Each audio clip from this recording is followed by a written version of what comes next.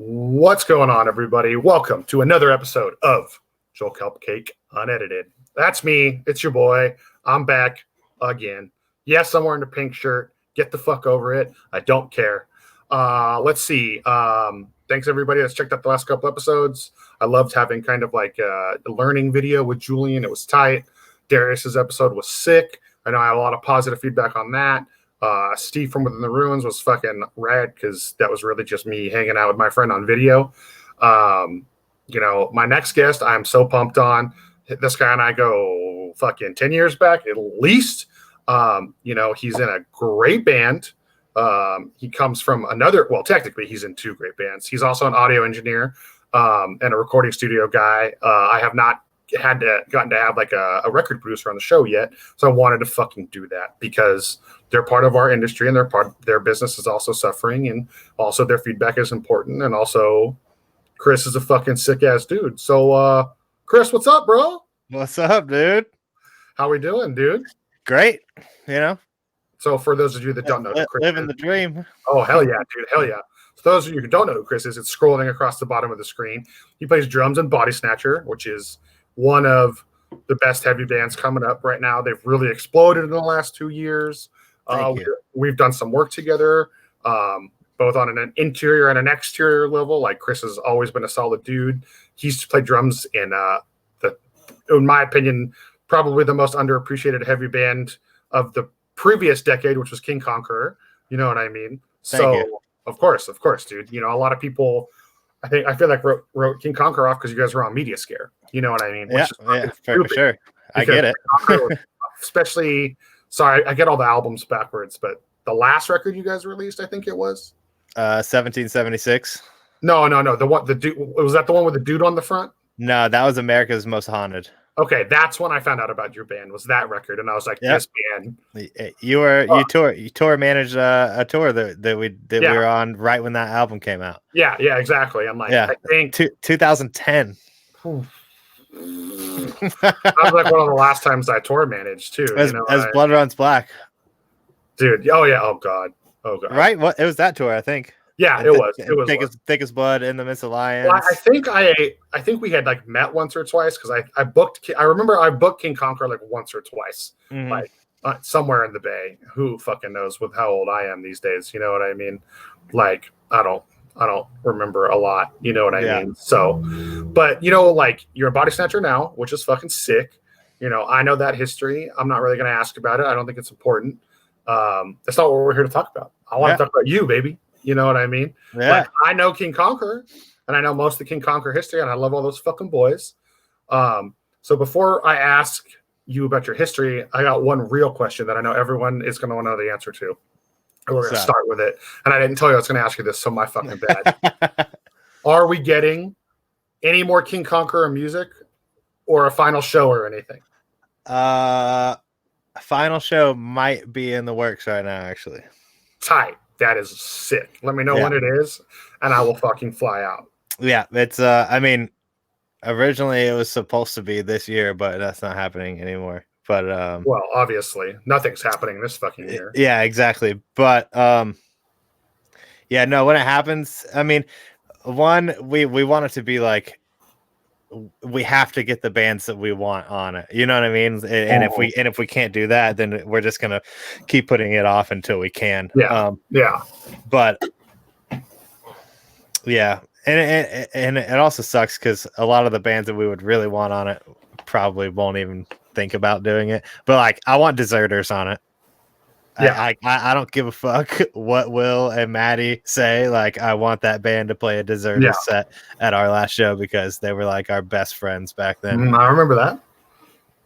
And, aren't they? Didn't one of them do a new band, or didn't they? They're all in a new band or something. They're all in a new band right now called All But Six.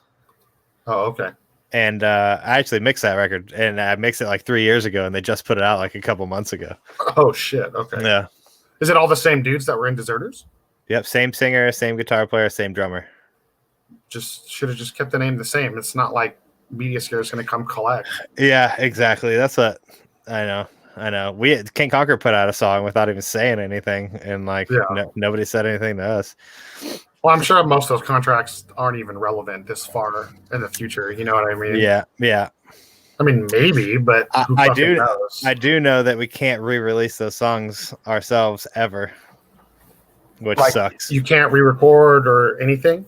I don't think so. There, I had Mike Milford look over the King Conquer contract. Oh yeah. Actually, while we were at NAMM together. Oh, that's right. We talked Yeah, about. I remember, yeah, okay. and he called me. I was that pretty drunk that day. I'm sorry. Yeah, You remember? same. No, I was too actually.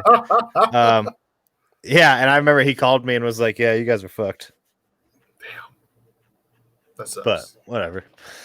I feel like I'm sure there's ways around it. I'm sure you'll figure it out at some point in time. Yeah, it's just one of those things. Like the amount of work that I'll have to go into it, I just don't feel like it. You know what I mean? Like I'm so busy as it is, and I like Bodysnatcher is such an easier band to be in because we all, with the lineup that we have right now, everybody works so good together, and we like don't argue, and everything is just like, you know, as perfect as it could possibly be in a band when it comes to how well our members get along. You know what I mean?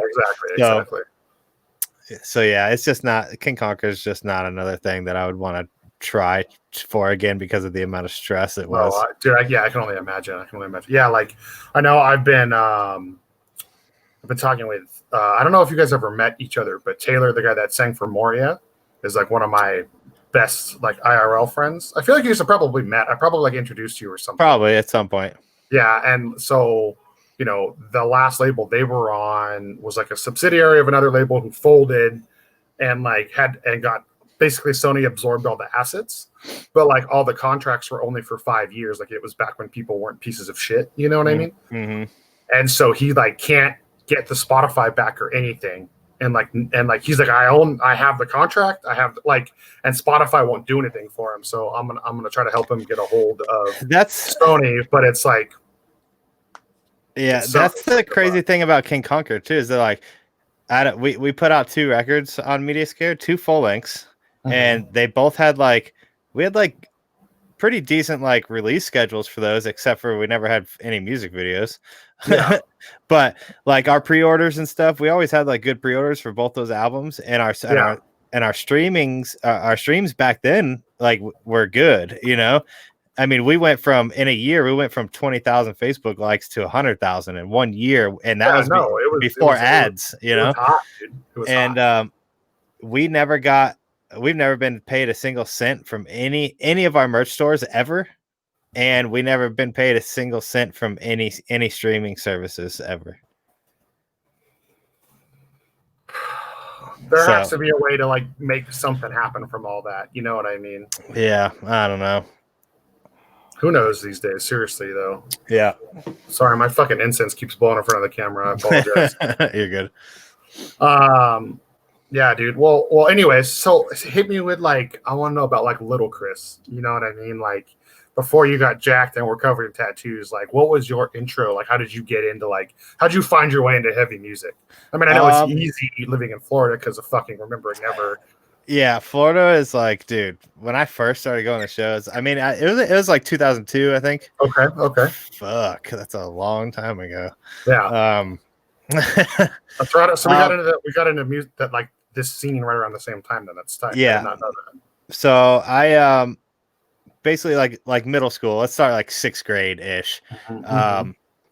I was big into Corn, you know what I mean, and stuff like that. And then so this was probably 1999.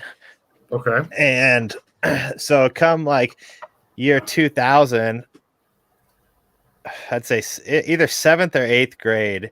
So my parents used to go to church, and they would we went to this youth group thing, right? Sick.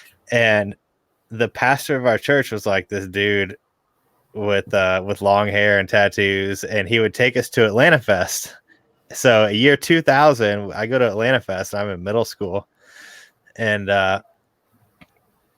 basically that guy shows us Embodiment. It shows us Zayo, and those are those were the 2 metalcore OG metalcore Christian bands back then. Yeah. And I remember hearing.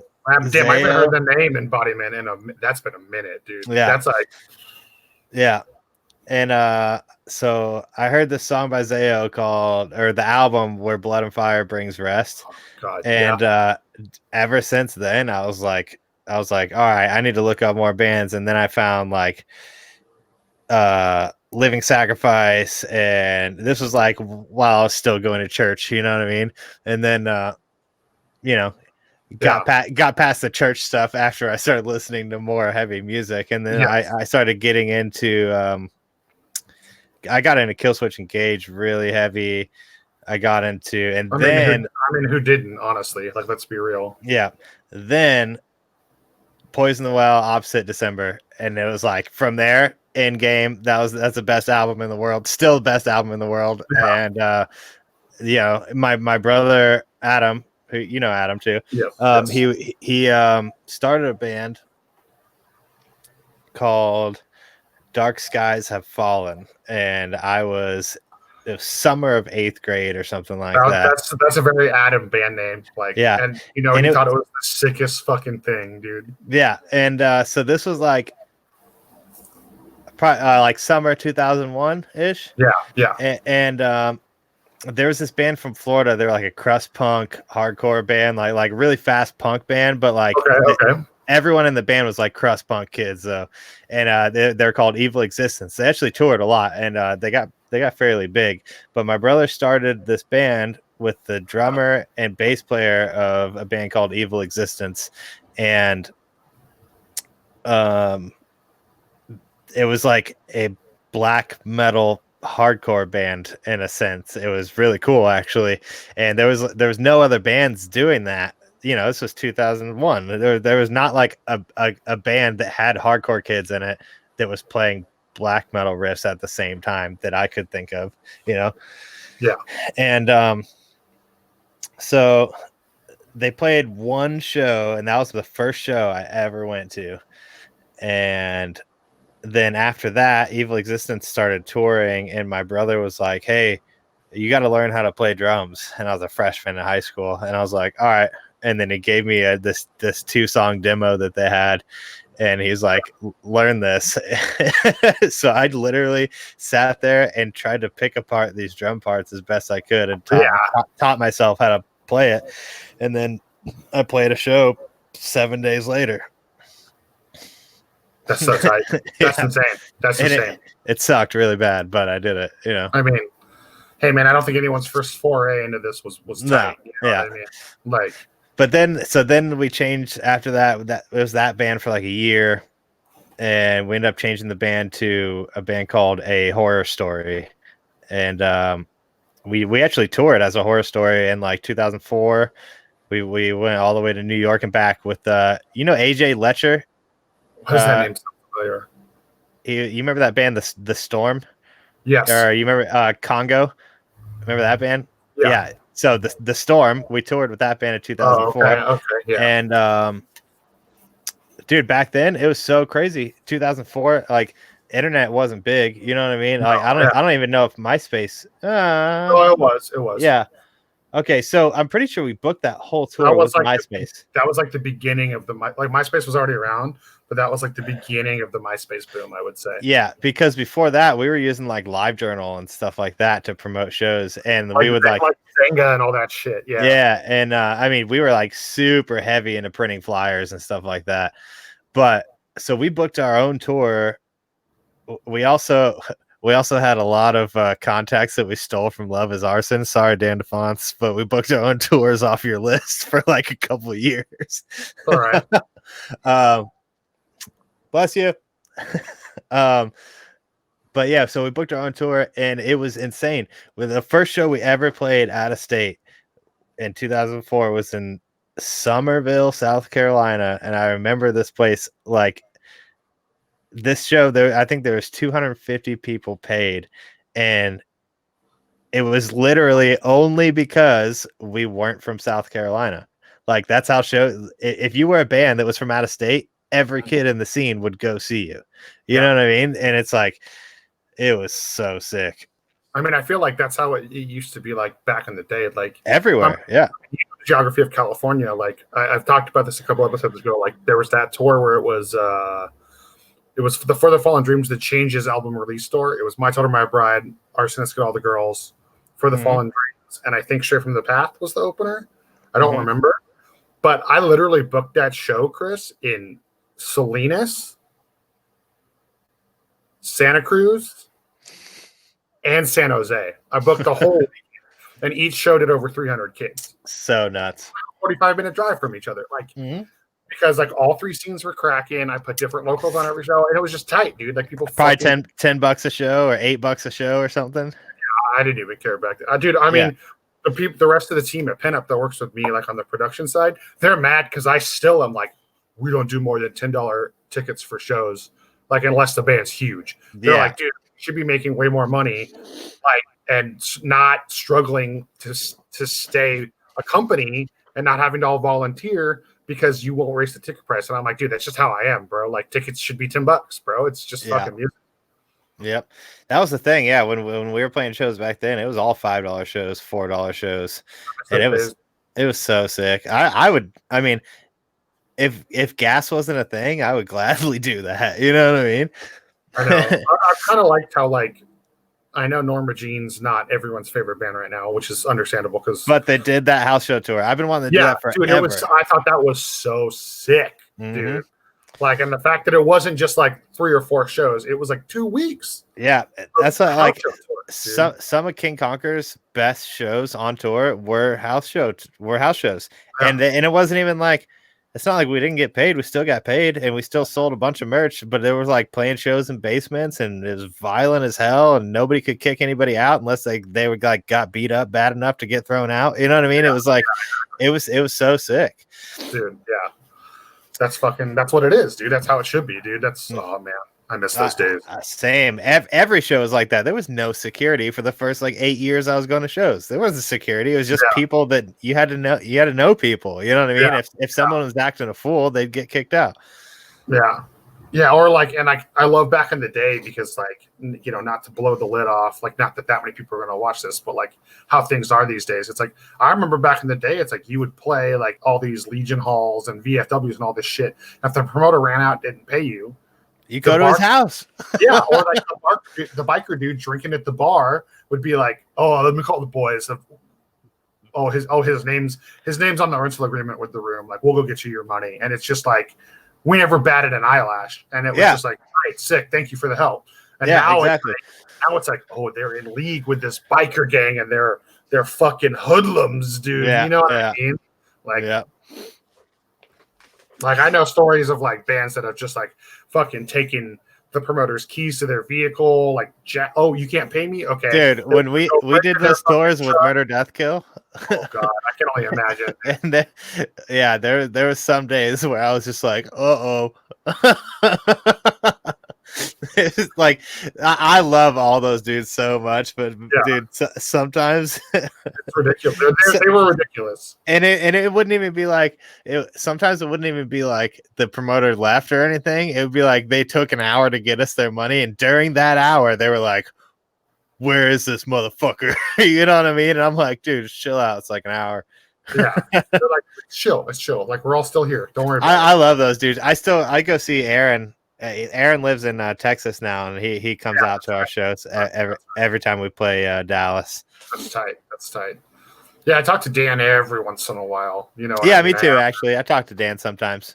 Yeah, I love his new like skate punk hardcore band that he's doing. That shit rips, dude. Yeah, and he's got like the whole skateboard company. It's sick. Dude, I know it's tight, dude. I'm glad he's like doing something that's stuck and is fucking working out, man. Because like. Regardless of him being a fucking hard ass, like, that dude's always been a hard worker. You know what I mean? Insanely. Him and Art are both like the hardest workers, and they're like they gotta be 50 now, right? I mean, I don't want to say that on this live and be wrong. No. But like I remember, like, I mean, they were the dads on tour when we were touring for sure. You know what I mean? And they're easily in their 40s now. I did vocals for them on one of the tours we did with them.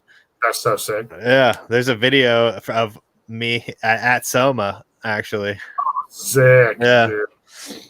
Yeah, that was sick. I was actually on that tour. I was playing drums for Bermuda, playing drums for King Conquer, and then singing for Murder Death Kill all in a row.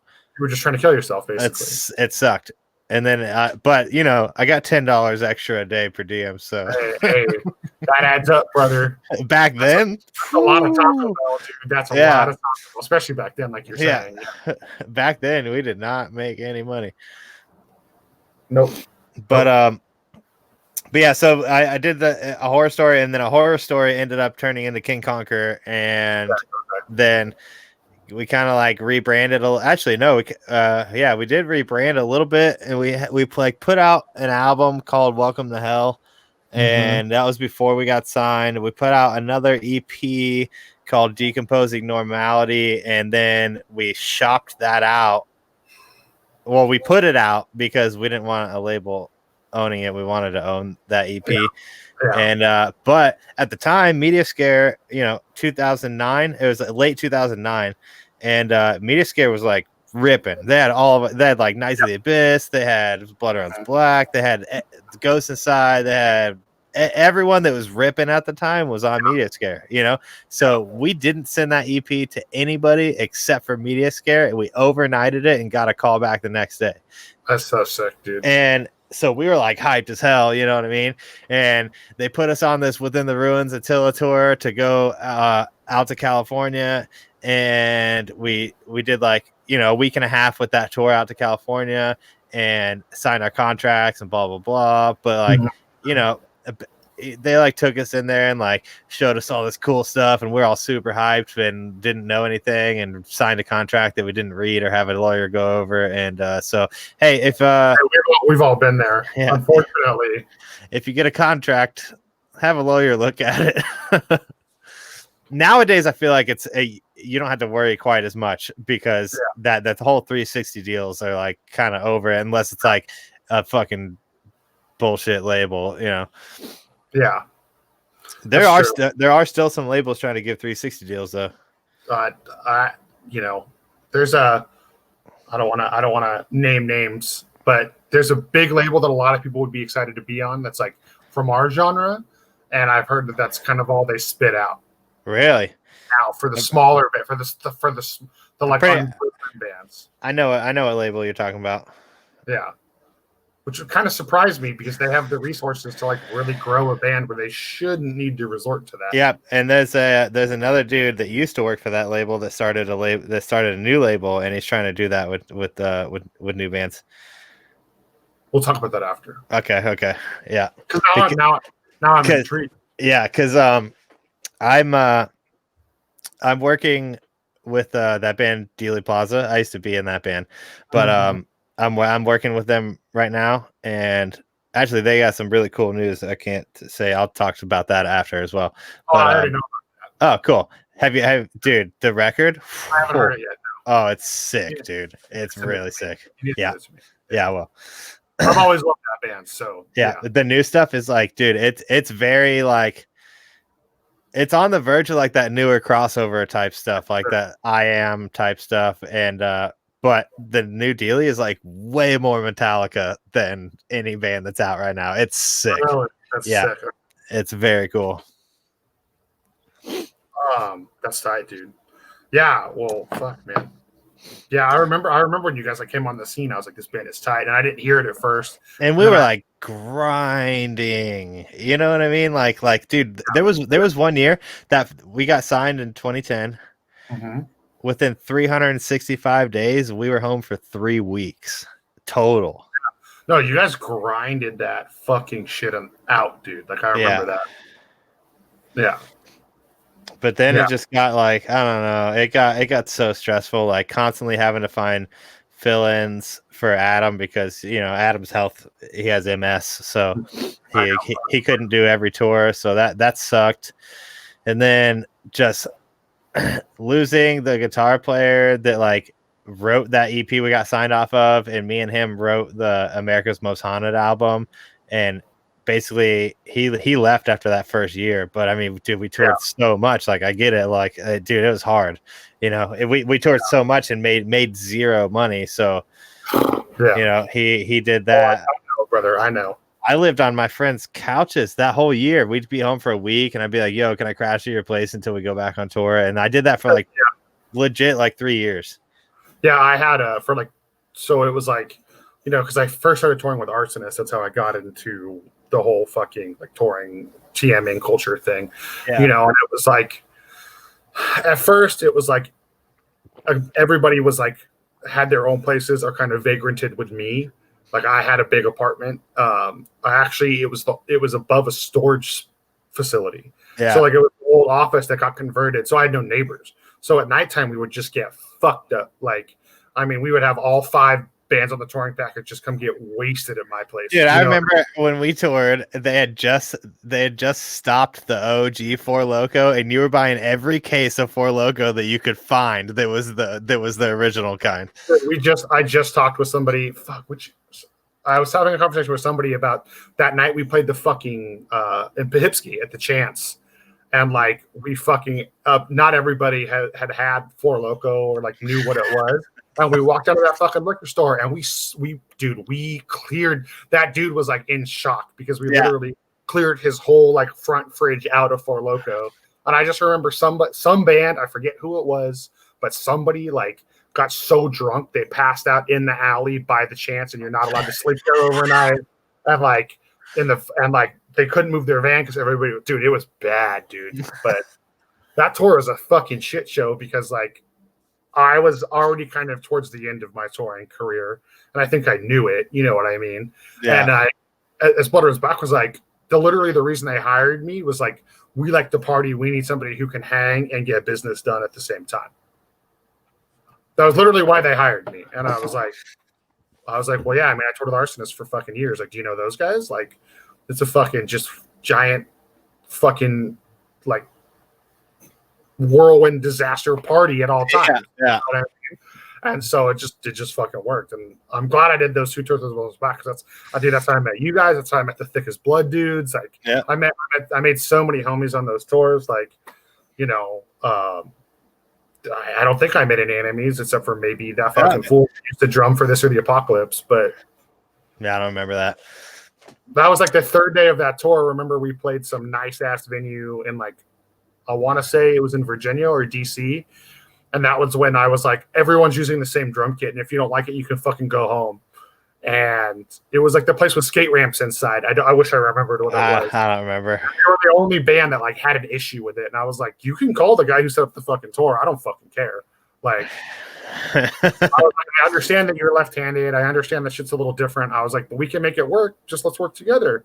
Like, it is like I have to take care of 10 fucking bands. You think I actually give a flying fuck? You know what I mean? About the second band on the package? Like, sorry. You're also not the one paying me. Yeah. So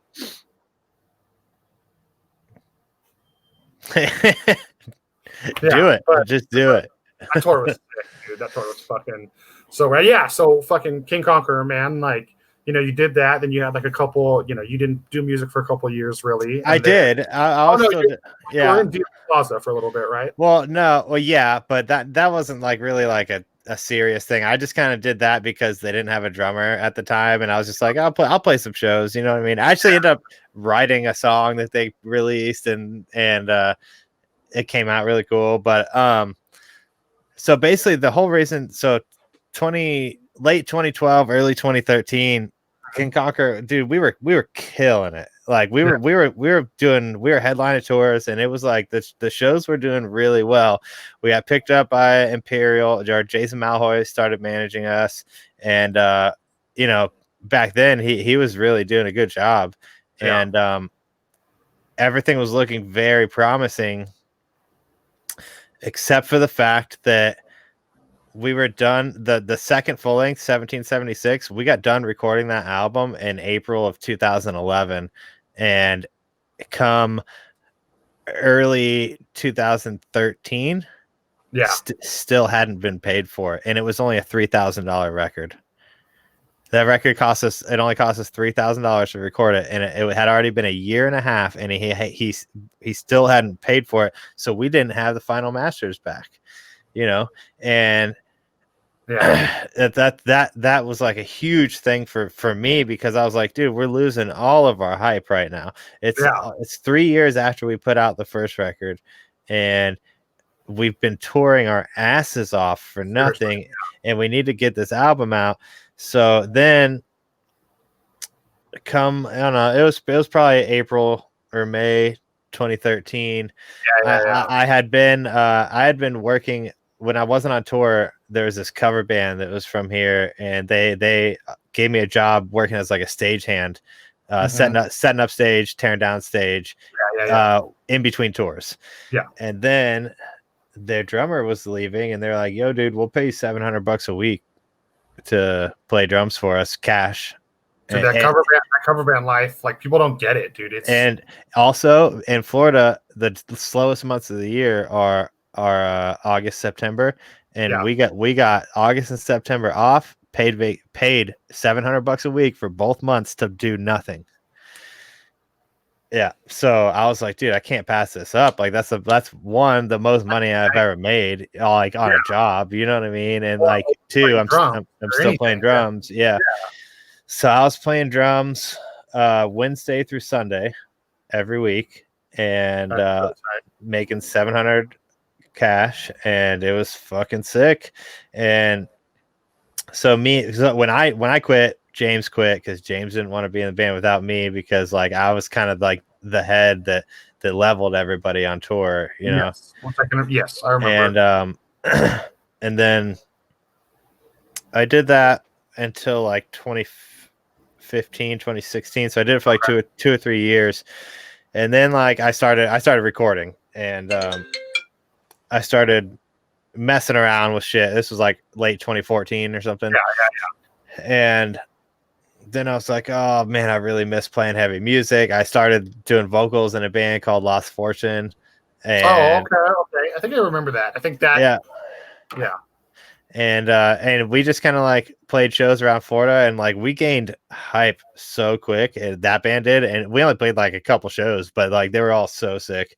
And like we put out like 4 music videos right in a row, and we're just like, I don't know, it was sick. And then the studio thing started kind of taking off. I was working with this other dude at the time, and he lived at my house, and we would house bands at my house, and just, you know, we tracked all the drums and vocals for that, not the last Rings of Saturn record, but the one before that. We did the Infant Annihilator record, Every Trader's record, the first Bodysnatcher, the first EP, and the first version of Death of Me. And the first version of Death of Me is actually how I met Bodysnatcher. And okay. And while I was like, you know, I tracked all the drums and stuff for that album. I didn't play them. I tracked them at the studio.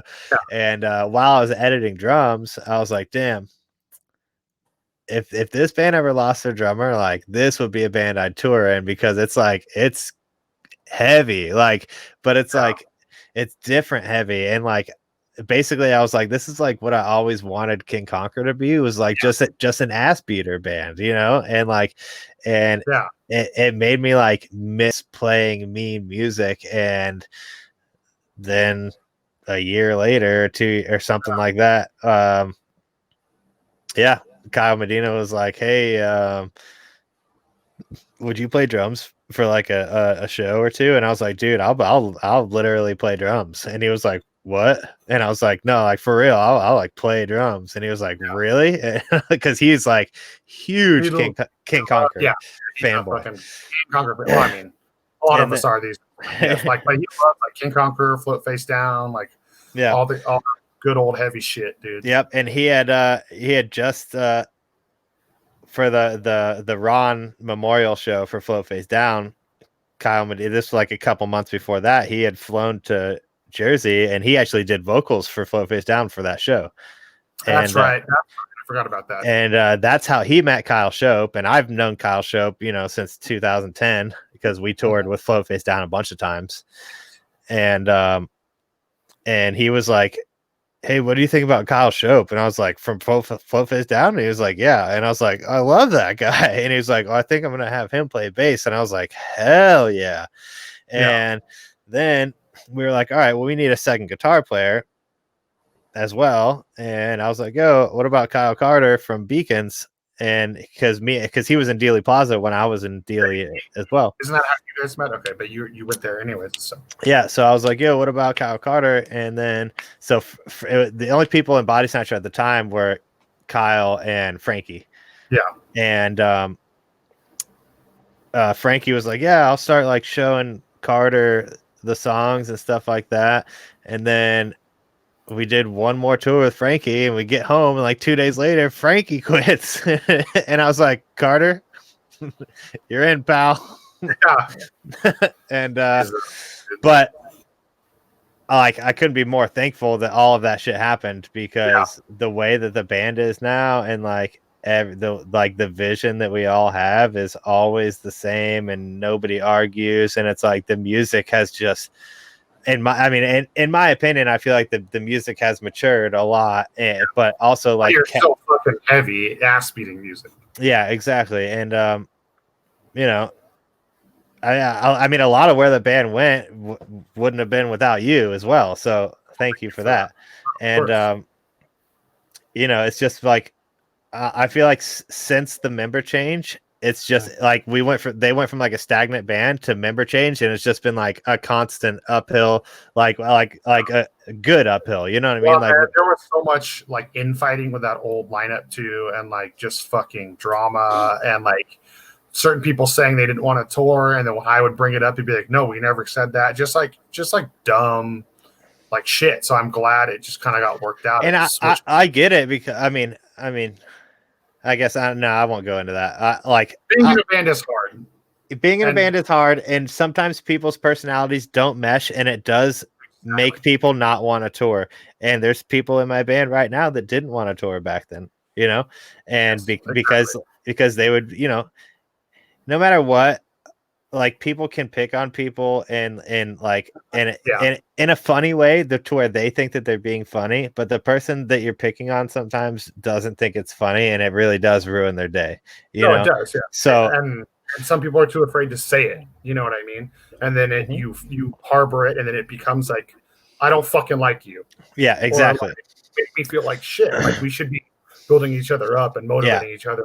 That's not what's going to happen. So now, I mean, everyone in our band now, we're not really the type of people that pick on people, you know what I mean? So it's like in our van right now, it's just like somebody's having a bad day, Kyle Shope farts, we all laugh, and then nobody's having a bad day anymore. Sounds about right. Yeah, I can respect that. That's we figured out the secret to being in a band, and that is, if somebody doesn't think farts are funny, they're out. It can't work.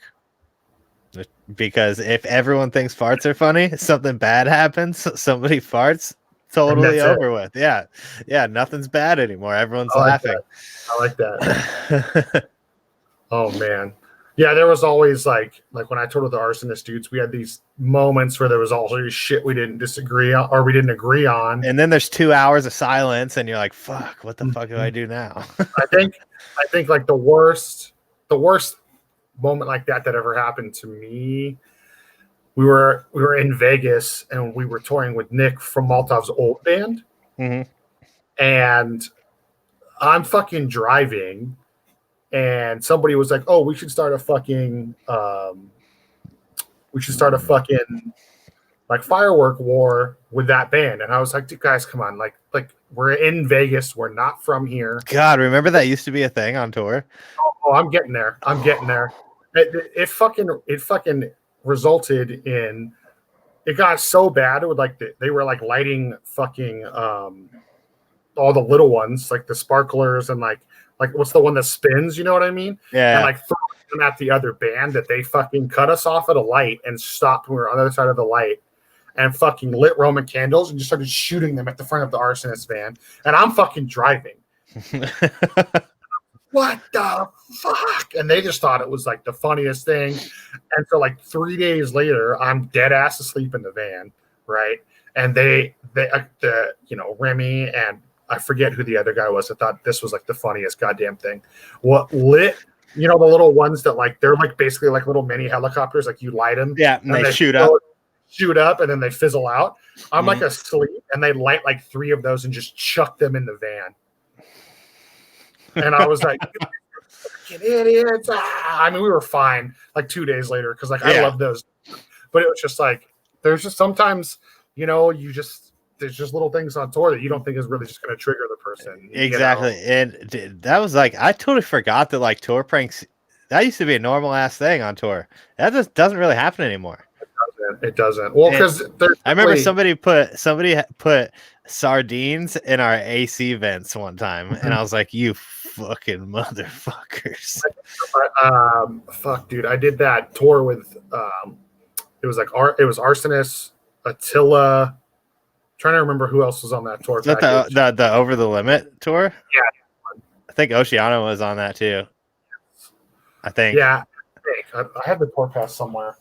But long story short, I got cock punched on like a week of the shows. Vincent from the Friends hardcore band. And Attila tried to prank them one night, and I don't remember what happened, but it was just like a week of just like the most ignorant, like fucking like raw sausages under the door handles. Like fish shoved in a fucking tailpipe. Like it was like fucking somebody opened a jar of mayonnaise and left it in the sun and then hid it under the seat in Attila's van. I think it was in Attila's van. The funniest thing about Attila, all right, so when we got added to that Attila Within the Ruins tour to go sign our contracts, and probably the third day that we were on that tour, and like we were kind of like getting to be homies with everybody, especially the Within the Ruins guys, and my brother, Adam's kind of like I don't know, he's funny if you know him. If you knew my brother, you'd think this is hilarious. But anyway, so we're 3 days in. He still doesn't know everyone's name like perfectly, right? And Attila's going to get on stage, and Franz is like walking out, and my brother doesn't know what his name is, and my brother's like, because at the time he had really long blonde hair, and my brother's like, "Have a good show, Franz." and then he turns around and he's like, "Thanks, man." And then my brother goes, "Wait, is your name actually Franz?" And he's like, "Yeah." And then my brother's like, "No fucking way." And then they're on stage, right? And Attila has a box of pizza on the merch table, and my brother poops in it. Oh my god! Leaves it on the merch table with the box open with a huge turd on it, and they didn't have a merch guy, so they get off stage, and Franz comes back, doesn't even realize it's there, and his hand is like right next to the box, and there's just this huge turd, and us and Within the Ruins are just like crying laughing, and there's like kids coming up, and it just smells like shit, and he finally sees it, and dude, he got so mad, he like throws the pizza box on the ground, and like it was probably the funniest moment of any tour I've ever been on in my life.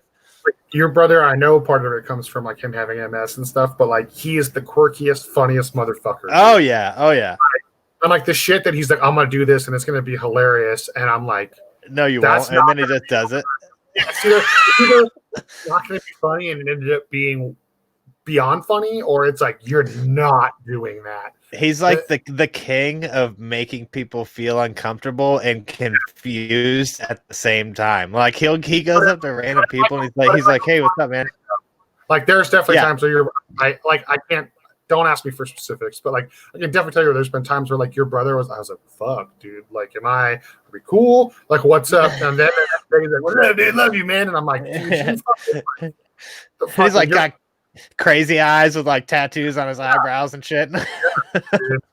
Dude, my favorite thing about your brother is that fucking Ninja Turtle tattoo, bro. Like, coming out of his butt.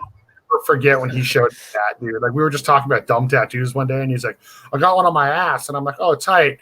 And like disclaimer for everybody watching, like added if you listen to this, sorry if I'm giving away some personal info. He literally has one of the Ninja Turtles doing a thumbs up coming, like it's like curved into his fucking anus. Like it's the Michelangelo. Thank you, it's Michelangelo. I didn't remember which one it was. Coming out of his butthole, giving a thumbs up. Like I was like, that's in fucking insane, dude. Yeah. Oh man. Well, fuck, dude. That's holy shit. Holy shit. Well, fucking Bodysnatcher, man. Like on that, Yeah. like I know you guys just fucking put out a new record, right? What's it called? Yeah. This Heavy Void. That's right. Thank you. And you guys came off like a really successful, like you toured at Chelsea Grand and you did a great headliner. That was like the last two things you guys did. We did the Chelsea Grand tour, and then we co-headlined with Slaughter to Prevail. And, and then we did a headliner, and which was like for a lot of people, our headliner was their last show. So like I'm really thankful that like we got to do it when we did. And that tour literally did miles and miles better than I would have ever expected it to do. Especially with like the type of music you guys play, like, you know, let's just, sorry if this is offensive at all, but like you guys are like the remnants of like the beatdown scene, you know, let's say that, like you guys and Traders, and a lot of people don't take anything that comes from that scene seriously. Like, okay, a deathcore band will take seriously, but anything that comes from that world, they didn't. So I know you guys proved a lot of fucking people wrong with those headlining numbers. Especially with like, well, basically, so we wanted to like get away from that first EP sound, you know what I mean? And the new record is way more. I mean, it's not as down tempo, or it's not as down tempo as the old stuff was. You know what I mean? It's definitely way more. It's way more fast paced, but also still aggressive and beat downy at the same time. Yeah. And I feel like the new record like really got a lot of people into the band that previously weren't into the band. And the crazy part about the headliner is that we started the tour 2 days before the album came out, and there was more people singing those new songs every single night than there were any of the old songs that we played. There you go, dude. That's not a thing that happens. You know what I mean? Well, like as an artist, that's what you want, because exactly. Touring and putting out a new record before the record's out is always hard, because you're trying to push the new songs, you're trying to push the new music, and then like you have a song or two out, and like, you know, there's always those people that are like, this sounds nothing like the last record. Fuck this band. You know what I mean? So you never know how the response is going to be playing a new song live. Yeah. And yeah, it was just like, it blew us out of, like, I don't know. Every night I ended up like saying something to the crowd, and I was just like, I didn't think I was going to say this tonight, but all right. So the first 3 shows were in Florida, and the first show in Orlando, like, did great. And I was like, well, it's Orlando. It's a Friday. Like, sorry. Oh, you're good, dude. It's a Friday. Of course it's going to be good. You know what I mean? And like, then we play the second day, and I was like, all right, I mean, we're still in Florida. It's a Saturday. Of course it's going to be good. Yeah. And then we play Tampa, and it's like, all right, today, like on the way there, we're like, all right, Tampa normally doesn't do as good as Orlando. It's also a Sunday, because I always have low expectations. Like I just do, you know. And sometimes you got it with what we do, because it's like, if you shoot for the moon and you fall hard, I'd rather be surprised than let down, basically. Exactly. And we get to Tampa. We've never sold that much merch ever, in Tampa, or like in general, as we did that night. And you know, it's pretty hard to make JB happy, and JB was a very happy camper that night. And so we're like, all right, Florida. It's probably like, you know, we're in Florida. Of course, and like the next day's a Monday. It's gonna not be that good. We're playing Atlanta, and it was a door deal actually. And we get to Atlanta on a Monday at Masquerade. Crushes. We end up making more than our guarantee that night off a door deal, and we're like, damn. And we're like, all right. And then literally every day for the rest of the tour, we went through the same thing. We're like, all right, well, you know, today might be the day that's like not that good, and like ended up crushing every single night. I remember, you know, the Warner guys telling me that, like, was it like fucking Oklahoma City was like a Monday or like some fuck day of the week, and you guys broke 200 people or something like that? It was, dude, Oklahoma City was almost 300 people, and our tour pulled more than Whitechapel did the week prior. Which is like, Oklahoma City is just that's a fucking rough market these days, dude. It was but it also helped that we had Strangled with us, and Strangled from there. But even them, they were like, dude, we've never seen this venue like this before.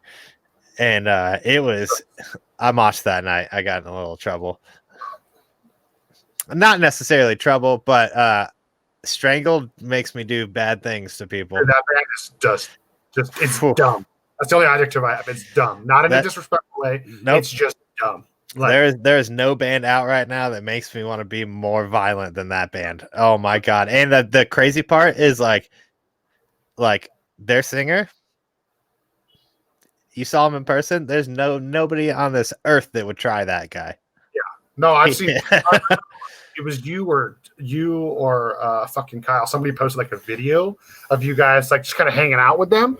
And I was like, what the fuck, dude? That dude is harm's way time too, dude. Yeah, he's like 6'6" or something, and just massive. It's insane, dude. Insane. Very nice guy, very scary on stage. Like, even if you know him and if you're standing anywhere near the stage, like, you need to watch, because he'll literally like grab you and headbutt you or something. Like, it's fucking so sick. Like, I remember, fuck, dude, the first time I ever saw Ion Dissonance. Oh, I love that band. Launchpad in Albuquerque. Yeah. So that was the first time. Don't ask me why the first time I ever saw Ion Distance was in Albuquerque, but it was. And it was when they had the old, like, beefy bass player, like the yoke dude. I never saw Ion Dissonance. Oh, shit. Well, I love that band, too. So when they first did, like, the first, like, 2 records, you know what I mean? They had, like, this beefy dude that played bass. And, like, he was fucking shredding it up. You know what I mean? And, like, somebody was headbanging too hard, or like I don't remember exactly what happened. Long story short, the bass player just straight up was like getting into it and just literally fucking just kicked some dude in the crowd just right in the face. I wish this. I mean, I get it. It's not okay to be violent anymore. But when I first started going to shows, it was like way more than okay. Like people. That was like a huge selling point, and people valued that so much, and they wanted it. Like there was a band from Florida called Maniac, and they had 3 vocalists. And dude, I remember the craziest show. They used to do this like Battle of the Bands thing here, but it was like all like high school, like, you know, like pop punk bands and stuff like that. But they would like let other bands play. And Maniac, they were like, dude, we're going to play and we're going to do something fucking crazy this year. And I was like, sick. And they were all a little bit older than us. I think they're all like 40 now. But they filled up 3 piñatas with baby powder. And get it, this is at a community school in the gym. And they go to play and they go, who likes cocaine? And they throw all 3 of them out and just powder flies everywhere. And like, they're like a grind band, you know, and they just like start throwing their microphones straight at people. And it was the craziest fucking shit. And everyone fucking loved it except for the cops. But like everyone that was there was like, you know, they'd never, you'll never forget that show ever. I actually have a little DVD of it that of that show still. It's crazy. I remember, I don't know, did King Conquer ever play the 418 project, that old spot in Santa Cruz I used to use? I don't know. So it's just like, it's just like a yoga, it's just like a yoga room. The room holds maybe 300 people, maybe like 250 comfortable. Like, I used to put like 600 people in that room because that was back in the day when nobody gave a shit. But like, I remember one of the other promoters in town that I worked with, we booked Municipal Waste, and I had never gotten to see the Waste live. And this was like right when they hadn't put out The Art of Partying yet. Oh, really? Dude, that was like the best album in the world. Oh, dude, I'm gonna listen to that album after we get off this podcast. And so I fucking show up, right? Like they had like asked me to come help with the door, like security or something. And I was like, dude, like, and out here, like thrash is always prevalent, but it's not huge. Like there's no such thing as a sold out thrash show. Like like when it's a smaller thrash band, it's only the big, you know what I mean? I walk into the room, there's 480, I think 3 people paid. This is a room that has two exits, and that's it, Chris. And one is a normal door. The other is a double door. So that's too many people for this room, right? I walk in, And all I remember seeing is, and this is an all ages show in the back of a fucking yoga studio. Keep this in mind. They had that fucking like skull spinal cord bong thing. And the singer is just fucking dousing the crowd with beer. And they fucking pull out boogie boards. And they're just like, whoever can crowd surf from the front to the back gets free merch. And it was just like, it was literally like, there's a lot of times people say like they're like a party metal band or whatever. Like that I felt like I was in a fucking house show, and it was a fucking party. And I'll never talk shit about that band. I will never downplay that experience. Like that band is in fucking insane. Like, they deserve everything. I saw them at State Theater here, like right when Art of Partying came out, and it was like, dude, when that album came out, they were on top of the world, dude. They were selling out everything, and but yeah, there's a video of King Conquer playing in like 2008 with boogie boards and people crowd surfing and shit too. I miss that shit, dude. Like the only time you ever see it is like the goofy bands, like pop punk bands, like, or ska bands. Like, dude, I remember I went and saw like Set Your Goals toured with like the Aquabats and Less Than Jake. Weird, but I mean it worked. You know what I mean? And then like Gallows was the opener, so it was like a super weird package. But like Aquabats start playing, you know, it's like a bunch of grown men in fucking cartoon outfits. Yeah. You know what I mean? And like they fucking literally like bring a pump up on stage, and they, instead of like boogie boards, they inflated 2 different size kiddie pools. And that's they were fucking like, sick. we're not finishing our set until we have a crowd surf race. And I did you guys play Slims at all on that? That's where you played on the Chelsea Grin tour, right? Slims, San Fran. Is it like a venue? Walk into the right. A bunch of poles down the middle. I believe so. I think that was the worst show of that tour. I think. Well, that's because there's a big culture issue in San Francisco where the clubs don't put locals, don't involve the local scene.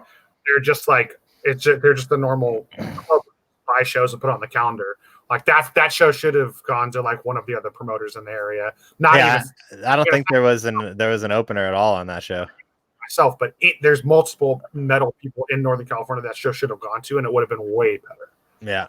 Anyways, so it's that venue. So you have like 3 poles on each side of the room. Yeah. And so they were like, okay, they split the crowd in half, and we all thought they were going to do like some weird ska wall of death or something, and it was like, no, like the crowd has to crowd surf race these, and they pulled 2 kids out of the audience, they pluck them up, they're like, parents, are you okay with this? Parents, are you okay with this?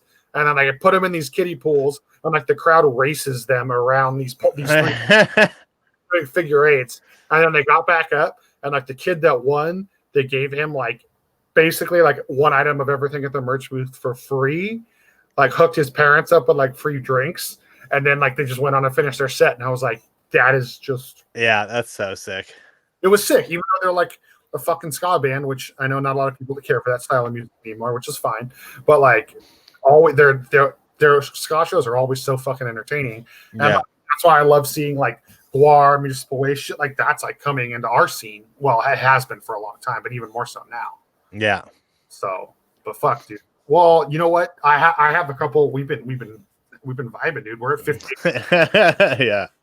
I do have one technical like industry thing I just want to talk about with you. Like on the note of your recording stuff, like have you felt like with everything going on with COVID and all the political dissonance, that's what I'm referring to it as, like, has that affected your business much, or has it been like, I know you kind of did a discount for a while on bands wanting to record because of it, right?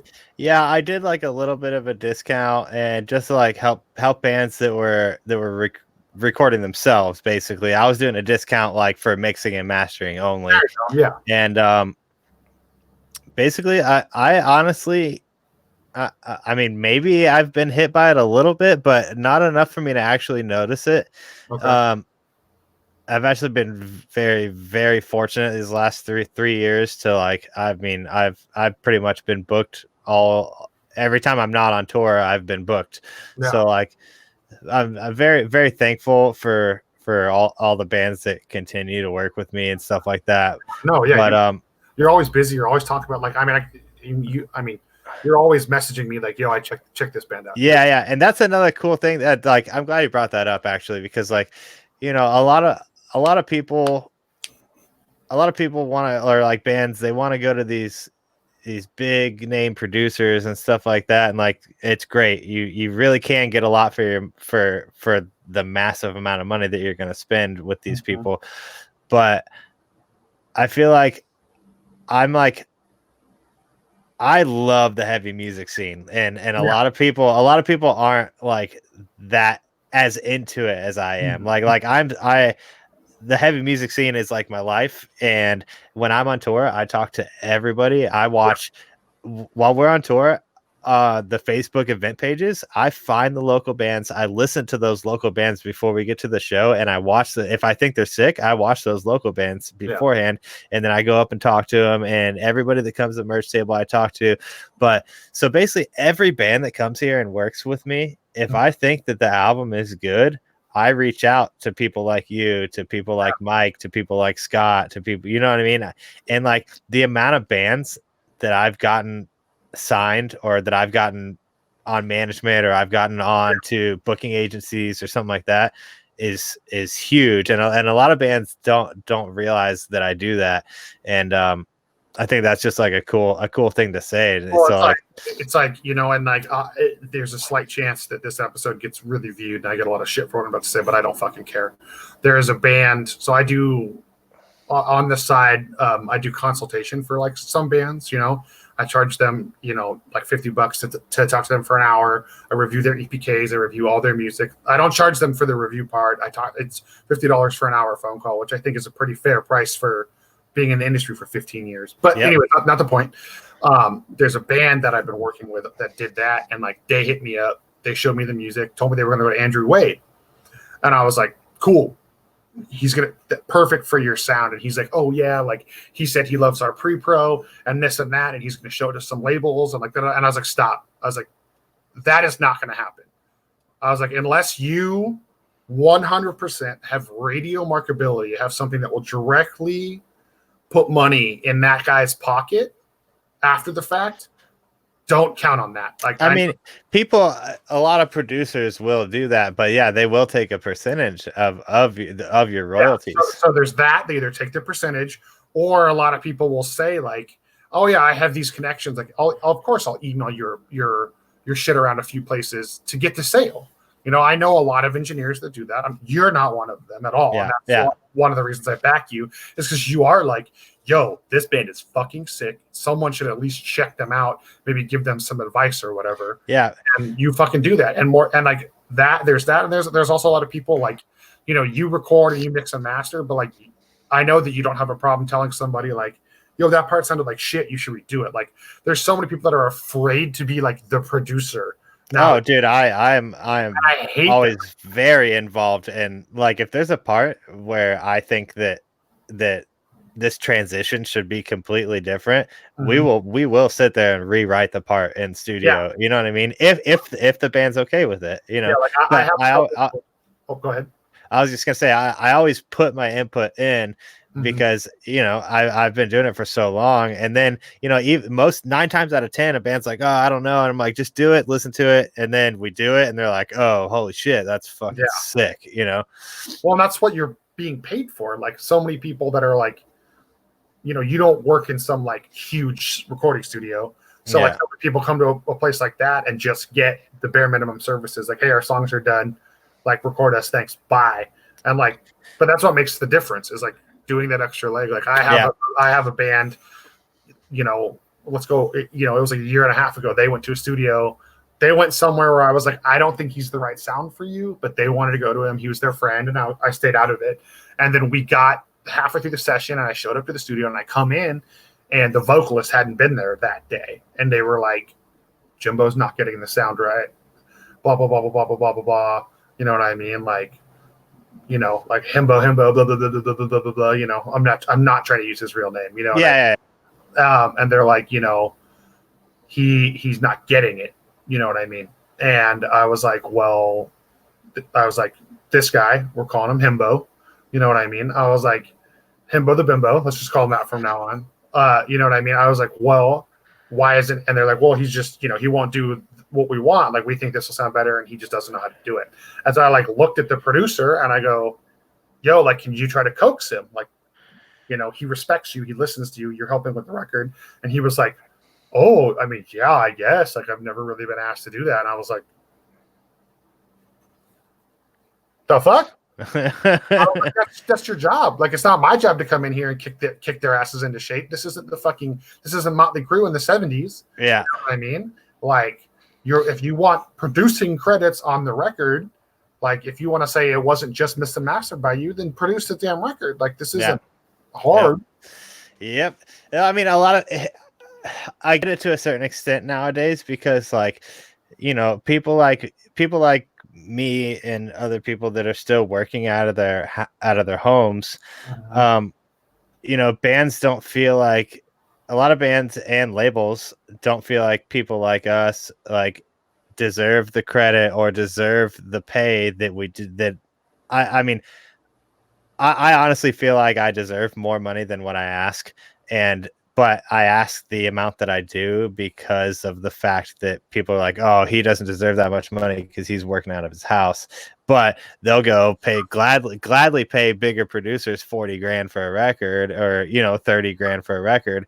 And I forget where I was going with that. Oh yeah, but all right, so people like him, because we are making so much less money, it's hard to be like, yeah, I'll help you write this for not, you're getting $500 a song, and then you're gonna help them write it as well. And when there's other people out here doing this, like, I feel like I do just as good of a job as a lot of top name people that I look up to, and but you don't get the same treatment in return. I don't get the same credit. I don't get the same treatment. And so, it is harder to put in 100% on helping somebody write a song that you're not getting paid for, or not getting credit, Yeah.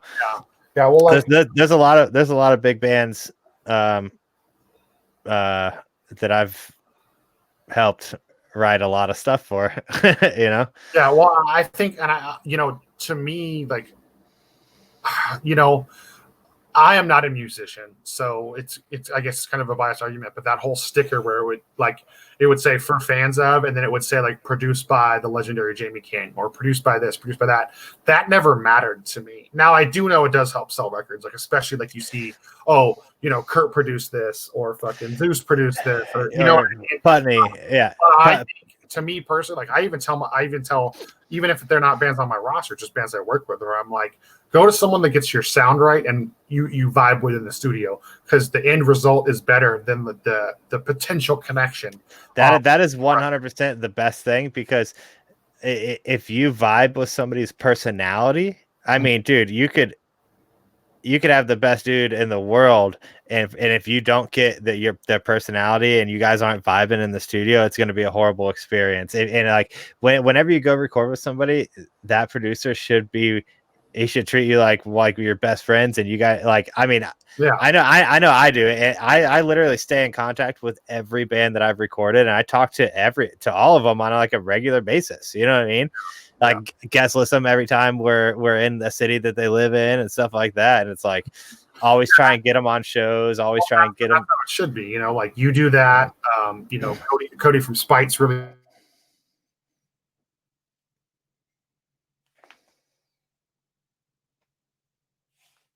What the fuck? Hello, you there?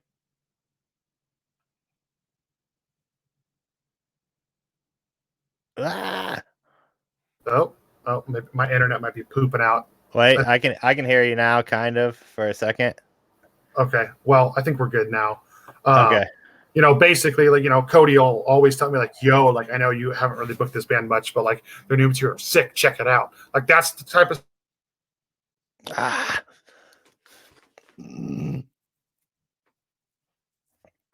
shit. Hold there on. we go. Hold on 1 second. Let me text the wife real quick and tell her to take her phone off Wi-Fi. Oh yes, I know how that routine goes. But well, I mean, it's all good, dude. We're the recording thing is like you go the extra mile, bro, and like anybody that watches this that wasn't sure about recording with Chris, I 100% recommend it. And I'm not just saying that because he's on the episode with me. We've done plenty of work together. I don't manage Bodysnatcher anymore. I literally am making zero money by telling you to work with Chris right now.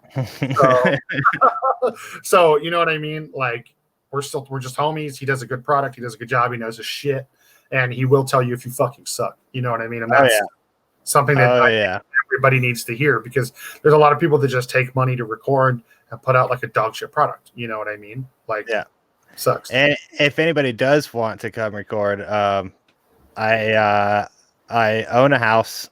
I have an extra bedroom, basically, that I put bands in. I let them sleep here for free. It's got a queen bed, a futon, TV, PlayStation. So like it sleeps like 4 people comfortably, but I've slept 5. And everything's super chill here, and house everyone for free. The recording cost is very cheap compared to a lot of places that put out the same quality. Yeah. And turnaround time is insanely fast. And I remember when we finished that second Bodysnatcher record, I was like, Chris, when can we have this done? And you were like, when do you need it? And I was like, you can't get this done in like 13 days. Dude, we 11 days. You were like, here, hi. Yeah, we wrote and recorded all 5 of those songs in like 6 days. Yeah. That's what it was. And then I had you the product back like a day after we were done. Yeah, I was like, oh, okay, cool. Yeah. Sick. Yeah, that's fucking tight, dude. All right, well, I have a couple exit questions because we're gonna wrap. Yeah, we're getting up there in time. I just have a few. I asked this the last few things are something I ask every guest, so there's a little bit of continuity to my show. You know what I mean? Yeah. First thing, the cheesiest of all questions. What's your favorite color? Green. That's so tight. Same here. That is the color. It's weird. It's weird because I don't wear anything green, or like I don't use the color green for anything. But for some reason, I always say my favorite color is green. Dude, I'm the same way. I have like one green shirt, I think, and Trina just bought me a pair of shoes with some green on them, and that's it. But like if I'm going putt-putting, green ball's mine. Dude, same. I love that. Green is currently leading the show, with purple being second place. So really? Okay. Oh yeah, I definitely approve of that answer. Okay, what is your favorite food that you can only get on tour? That I can only get on tour. Yeah. Cali burritos. Any burrito shop in California, it's got the steak, the French fries, the sour cream. Oof. Yeah. Son. Respect. That dude, there's a lot. We're a food band, dude. We stopped. I know you guys are. I know you guys food. Let's see. What's another one? Definitely the Cali burritos, though, is my favorite. Yeah. Okay. What's your favorite food in general? In general, probably burritos. Tight. Respect.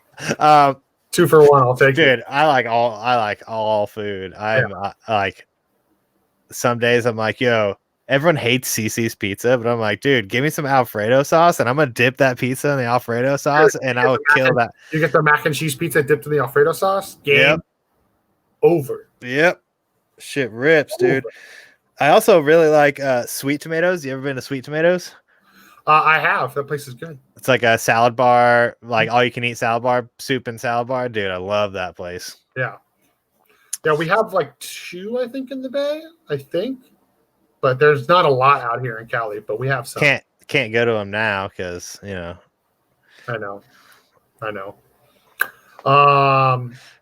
Okay. I have some questions. So the last 2 or 3 guests I've had have all talked about this without me bringing it up. So I'm actually adding them as formal questions for the closing of the show. You don't have to explain because they're dicey questions. Are you ready? Mm-hmm. Yep. Sheets or Wawa? Shut the fuck up. Oh god damn it. It really depends on my mood. Ooh. Have not had that answer yet. If I'm feeling naughty and I'm trying to like be very irresponsible and unhealthy, sheets. Oh. Sheets has more fried stuff. Yes, they do. Which is and then they got all the sauces and stuff. But Wawa, like for coffee, Wawa has really lit coffee. Actually, like their frozen coffees, iced coffees, and regular coffees. They all rip. And Wawa has better subs. Okay. Okay. Fair. Now this is the tough one. You ready? Shit. Yep. In-N-Out or Whataburger? Five Guys. Fuck yeah, I love you, dude. And I like both of them, honestly. Yeah. And when I'm in Texas, I like Whataburger. Actually, you know what's weird is I eat In-N-Out in Texas more than I eat it in California. Sounds about right. Well, because you can get burritos and other good shit over here. Yeah, exactly. So whenever there's a place on your way to in San Diego that has like the best. Oh, that burritos. Whatever place, like it's the burritos. Yeah, I always forget what it's called. All the bands eat there though. I keep wanting to say it's called like Alvin's or something like that, but I don't think it's that. Yeah, I don't know. Kyle Shope would know.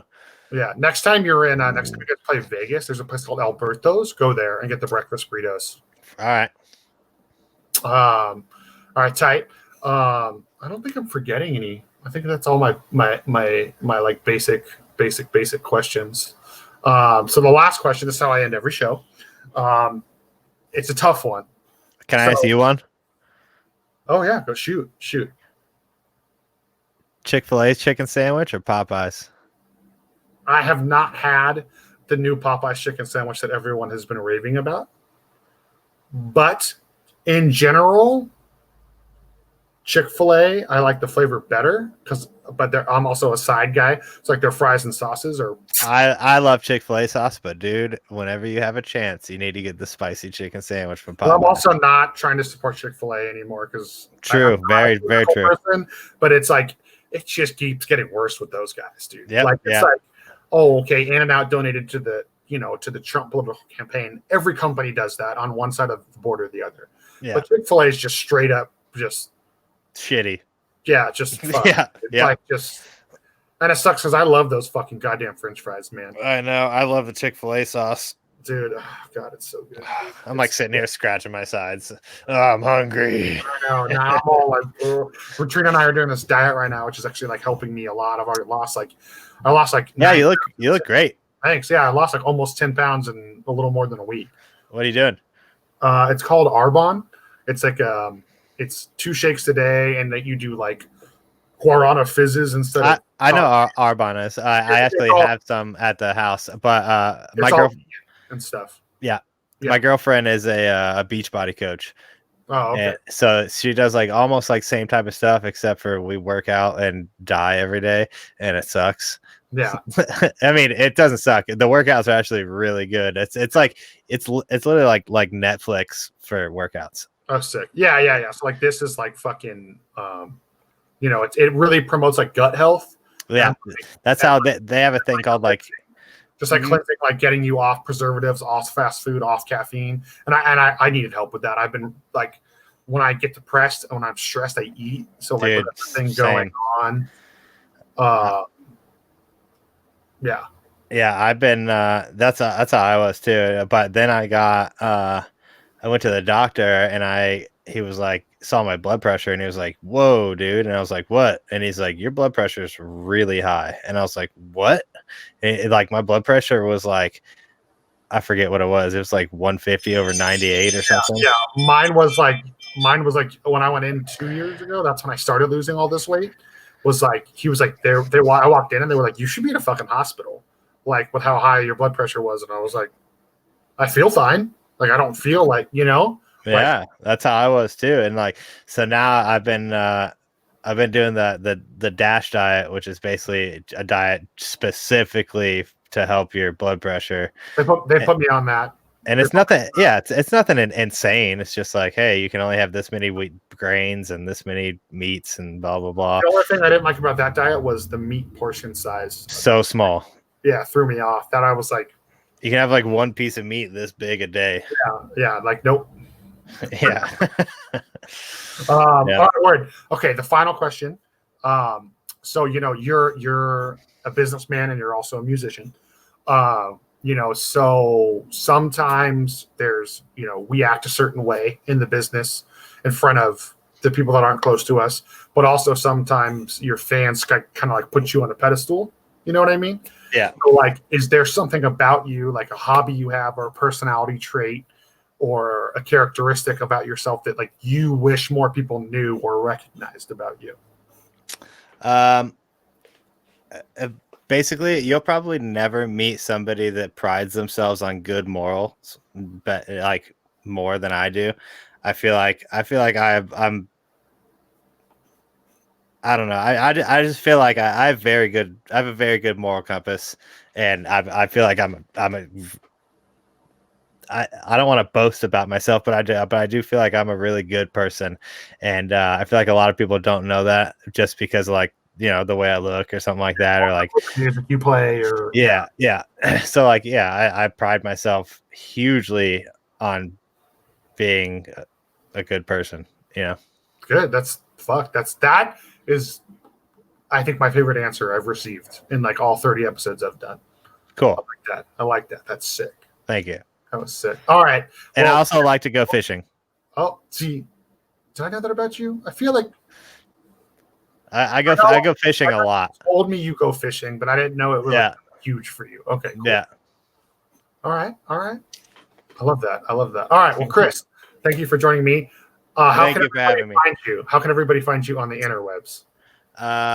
Instagram, Chris Whited 1776. 1776recordings.com is my website. You can email me, Chris at 1776recordings.com. And Facebook, Bodysnatcher, Facebook, 1776 Recordings, Facebook, Chris Whited. And I think and then the socials for the band are all Bodysnatcher FL, right? Everywhere? Yep. Every social is. Yep. Sick. There you go. Everybody, those links for Chris will be in the description of the video down below. So peep those. Please don't be shy. Chris is a great dude. If you love heavy music, check out his fucking band. If you live anywhere, but especially on the Eastern Seaboard, and you need some quality recordings and you play heavy music, go to Chris. You will not be disappointed. Or if you just need something mixed and mastered, send it over the interwebs. Yes, there you go. Yeah, he also just does mixing and mastering. So if you record from home, holler at the boy. Thanks for checking out another episode of Joel Cupcake Unedited. You obviously know who I am. This has been Chris. Thanks, brother. I appreciate you being here. Everybody hit that subscribe button at the bottom of the screen. I would appreciate you, and we will see you next week.